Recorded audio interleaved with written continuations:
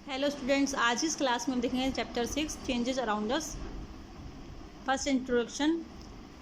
इसका चेंजेस मतलब परिवर्तन, अराउंड अस चारों तरफ, अस हमारे तो क्या क्या परिवर्तन होते हैं उसके बारे में इसका अध्ययन हम करेंगे कि हमारे चारों तरफ किस प्रकार से कोई वस्तु छोटी हो रही है, कोई वस्तु बड़ी हो रही है, किस प्रकार से उसके अंदर परिवर्तन होता है, उस परिवर्तन को हम इसमें रीड आउट करेंगे। तो फर्स्ट है introduction. Change is the law of nature. जो परिवर्तन है वो प्रकृति का नियम है। इन अवर एनवायरनमेंट, हमारे पर्यावरण में, वी ऑब्जर्व, हम देखते हैं, डे एंड नाइट, रात और दिन, winter, summer, rain etcetera. Hence we can say everything is changing. इसलिए हम कह सकते हैं कि प्रत्येक चीज़ क्या है, परिवर्तनशील है। हम अपने एनवायरनमेंट देखते हैं, अभी दिन है, फिर रात हो जाती है, कभी सर्दी आती है, कभी गर्मी, कभी वर्षा, कभी वसंत। इस प्रकार से लगातार परिवर्तन होता रहता है। We also observe many activities such as burning of fuel, running of vehicles, machines, iron rusting, bulb glowing, burning of candle and become shorter, hard rice cooking to become soft. Study of these changes help us to understand their causes and effects. हमने हमारे अनेक प्रकार के जो activity होती है उसके अंदर ऑब्जर्व करेंगे कि यहाँ पर जैसे कि ईंधन का जलना, वाहनों का दौड़ना, मशीन्स का दौड़ना या चलना, आयरन पे जंग लगना, बल्ब का जलना, कैंडल का जलना और बिकमिंग शॉर्टर, छोटा होना। कैंडल जलती है तो छोटी भी होती है। हार्डर राइस, जब राइस को पकाते हैं तो वो हार्ड, पहले कच्चे होते हैं तो हार्ड होते हैं, पकने के बाद कैसे बन जाते हैं, वो सॉफ्ट बन जाते हैं। Study of these changes help us to understand. इन सब के परिवर्तन को हम पढ़ेंगे तो ये हमें हेल्प करेंगे समझने के लिए उनका क्या कारण है, उसका क्या प्रभाव पड़ता है। The effect of changes may B alteration in colour. जो चेंजेस होते हैं वो कैसे हो सकते हैं, कलर में हो सकते हैं, शेप में, साइज में, स्टेट अवस्था में, टेम्परेचर में, पोजीशन में, कंपोजिशन में, इनमें परिवर्तन हो सकते हैं। हाउएवर यद्यपि every change has some cause that bring about the change. प्रत्येक चेंज के अंदर कोई कारण होता है जिसके कारण वो परिवर्तन आता है। All the change are not of the same kind. सभी प्रकार के परिवर्तन एक समान नहीं होते हैं।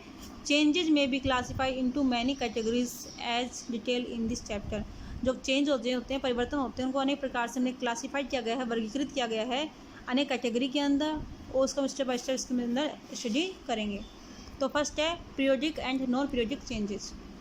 जो पहला हमें कैटेगरी मिली है, कौन सी मिली है, periodic and non periodic changes. Changes which occur again and again after a fixed interval of time and whose occurrence can be predicted are called periodic changes.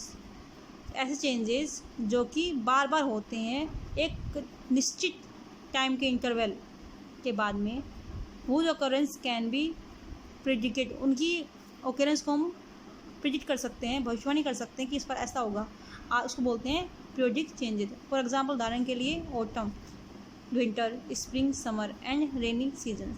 जैसे हमें पता होता है कि पहले सर्दी आती है, फिर ऑटम आता है, फिर स्प्रिंग, समर आएगा, फिर विंटर आएगा। इस प्रकार से हमें पता होता है ये चीज़ें आती रहती हैं।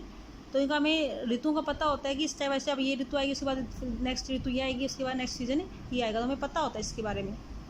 तो हम भविष्य नहीं कर सकते हैं। जैसे कि विंटर आएगा, सर्दी है, सर्दी के बाद क्या आएगा, स्प्रिंग आएगा, स्प्रिंग के बाद समर आएगा। तो हम बता सकते हैं इस चीज़ों को। The phases of the moon, इसी प्रकार से जो मून की फेज उसको बता सकते हैं। High and low tides in the sea, समुद्र के अंदर जो ज्वार भाटा आता है उसको हम बता सकते हैं कि कब ज्वार आएगा, क्यों, कब भाटा आएगा। Heart beat, position of a moving swing, झूले की पोजीशन को भी, और द पेंडुलम ऑफ क्लॉक, और क्लॉक का जो पेंडुलम होता है वो इधर इधर घूमता है, तो हम बता सकते हैं उसको ये क्यों पता है, फिक्स टाइम पर वापस यहाँ पर आएगा।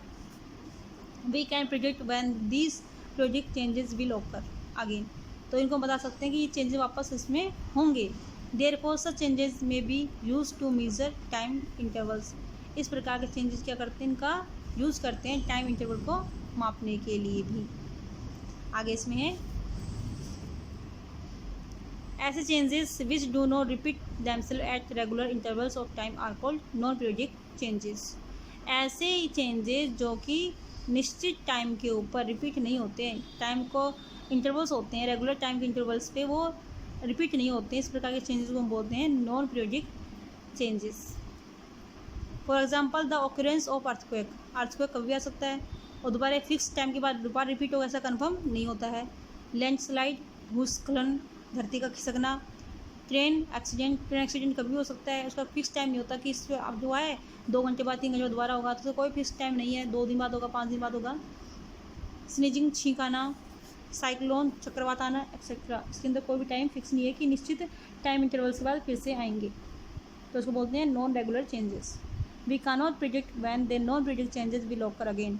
हम ये नहीं कह सकते कि नॉन प्रिडिक्ट चेंजेस है वो कब दोबारा घटित होंगे। जैसे कि मून के बारे में कह सकते हैं, जैसे फुल मून हो गया फिर धीरे धीरे ये कम होगा और एक दिन क्या हो गया मैन पूरा न्यू ब्लैक मून आया, फिर धीरे धीरे वापस ये फुल मून के अंदर चेंज हो गया।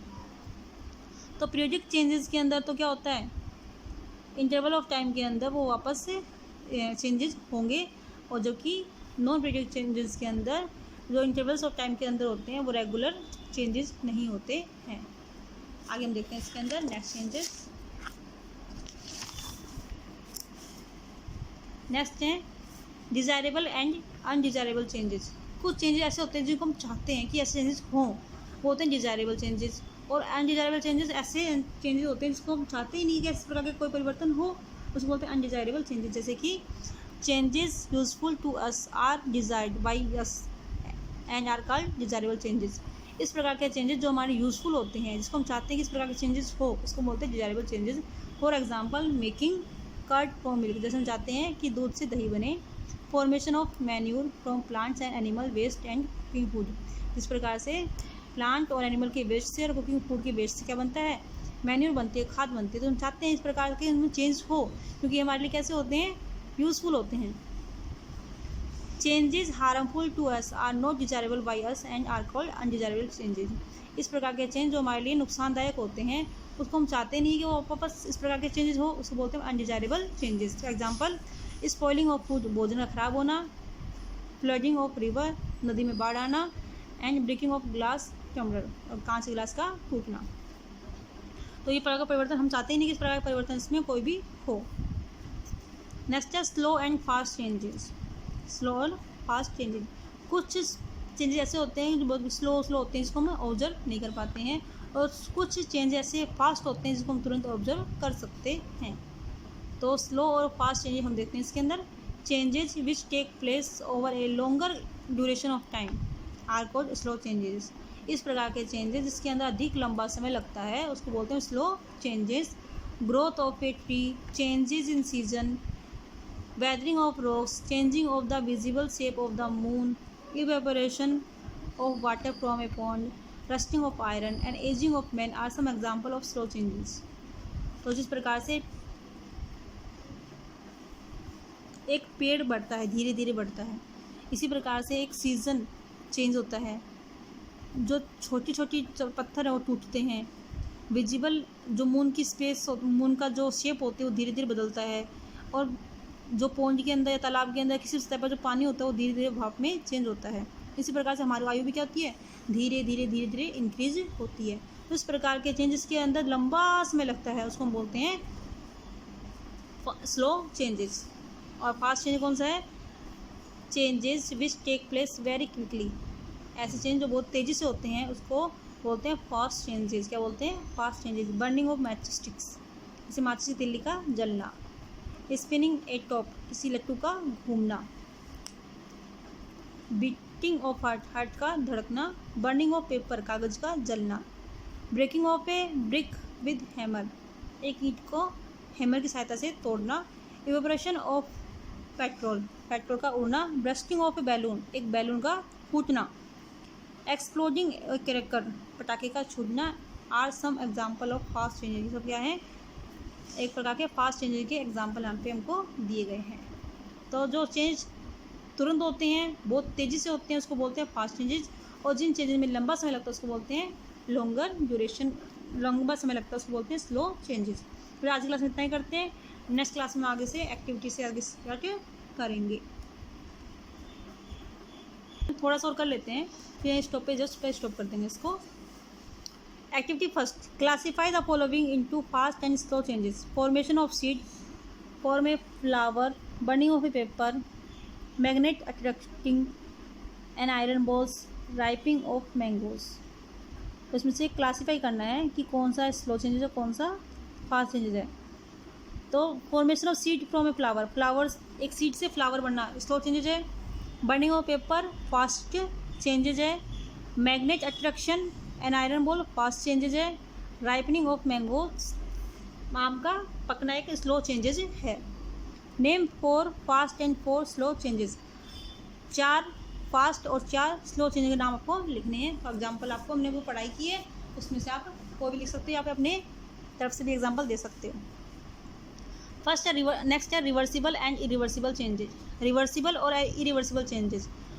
तो ए change which can be reverse is called a reversible changes, ऐसा चेंज जो वापस पहले वाली अवस्था में आ सकता है, रिवर्स हो सकता है, उसको बोलते हैं रिवर्सिबल चेंजेस। जैसे example pulling of rubber, string और स्प्रिंग, रबड़ की स्प्रिंग को या रबड़ की छड़ को खींचना।